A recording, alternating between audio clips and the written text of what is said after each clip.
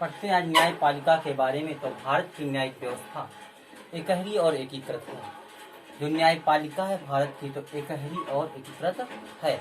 अगर supreme court में जो व्यवस्था है वही हाई कोर्ट में और वही डिस्ट्रिक्ट कोर्ट में। तो हम भारत की न्यायपालिका के ऐसे देखते हैं, सबसे ऊपर हमारी होती है सुप्रीम कोर्ट, इसके बाद होता है हाई कोर्ट और इसके बाद होता है डिस्ट्रिक्ट कोर्ट। यानी सबसे ऊपर सुप्रीम कोर्ट, इसके बाद हाई कोर्ट और इसके बाद आपका डिस्ट्रिक्ट कोर्ट होता है। अब हम बात करते हैं सुप्रीम कोर्ट या सर्वोच्च न्यायालय की। तो सर्वोच्च न्यायालय जो सुप्रीम कोर्ट है, तो सर्वोच्च न्यायालय ध्यान देंगे नई दिल्ली में है। नई दिल्ली में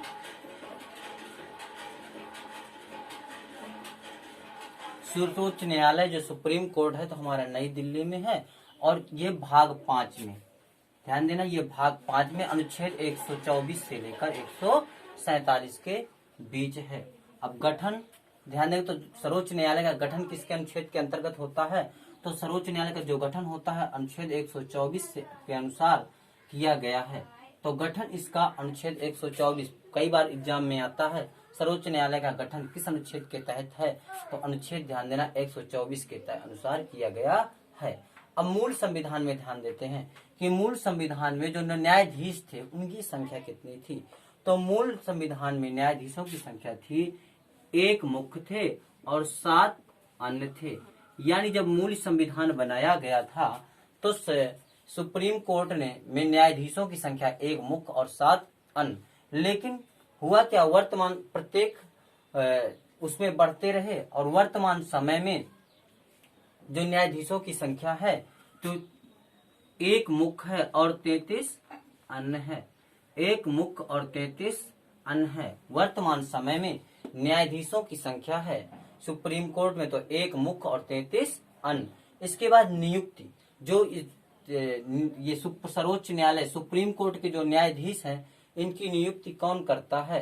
तो नियुक्ति राष्ट्रपति महोदय करते हैं। नियुक्ति जो इनकी होती है तो राष्ट्रपति के द्वारा की जाती है। राष्ट्रपति के द्वारा की जाती है, लेकिन एक शर्त होती है, सुप्रीम कोर्ट के न्यायाधीश की सलाह पर करते हैं कौन? राष्ट्रपति महोदय। अब इनकी योग्यता देख लेते हैं। जो न्यायाधीश होते हैं उनकी योग्यता क्या होनी चाहिए? तो पहला में ध्यान देना, भारत का नागरिक हो। योग्यता में पहले नंबर में भारत का नागरिक हो। फिर नंबर 2 में ध्यान देंगे, कम से कम एक हाई कोर्ट में 5 वर्ष तक जज रहा हो। ये कम से कम जो न्यायाधीश हों भारत के सर्वोच्च न्यायालय के, तो कम से कम एक हाई कोर्ट में 5 वर्ष तक जज रहे हों। फिर तीसरी शर्त देखेंगे तो हाई कोर्ट में 10 वर्ष के लिए वकील रहा हो। अगर हाई कोर्ट में 10 वर्ष के लिए एक अच्छा वकील रहा होगा तो राष्ट्रपति महोदय उसे सुप्रीम कोर्ट के न्यायाधीश के रूप में नियुक्त कर सकते हैं। और अगर ये तीनों शर्तें नहीं है तो चौथी शर्त में देखा जाएगा। तो चौथी शर्त जब देखेंगे तो राष्ट्रपति की दृष्टि में कानून का अच्छा ज्ञाता हो, यानी राष्ट्रपति की दृष्टि में कानून का विधि अधिकारी हो, यानी कानून का अच्छा ज्ञाता हो। इसके बाद ध्यान देते हैं तो शपथ के रूप में कि जो सर्वोच्च न्यायालय के न्यायाधीश होते हैं इनको शपथ कौन दिलाते हैं? तो जो इन्हें शपथ दिलाते हैं तो ध्यान दीजिए, राष्ट्रपति शपथ इन्हें दिलाते हैं। राष्ट्रपति इन्हें शपथ दिलाते हैं। और कार्यकाल इनका कितना होता है? तो जो सुप्रीम कोर्ट के न्यायाधीश होते हैं तो इनका कार्यकाल कितना होता है? तो ध्यान दीजिएगा, 65 वर्ष आयु तक। 65 वर्ष आयु तक।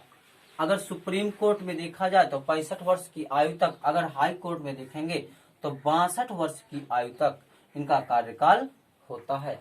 और ये अगर त्याग पत्र देना चाहें, बीच में ये त्याग, सुप्रीम कोर्ट के जो न्यायाधीश हैं अगर त्याग पत्र देना चाहें तो किसे त्याग पत्र दे सकते हैं? तो राष्ट्रपति महोदय को ही ये त्याग पत्र देंगे। राष्ट्रपति को त्याग पत्र देते हैं।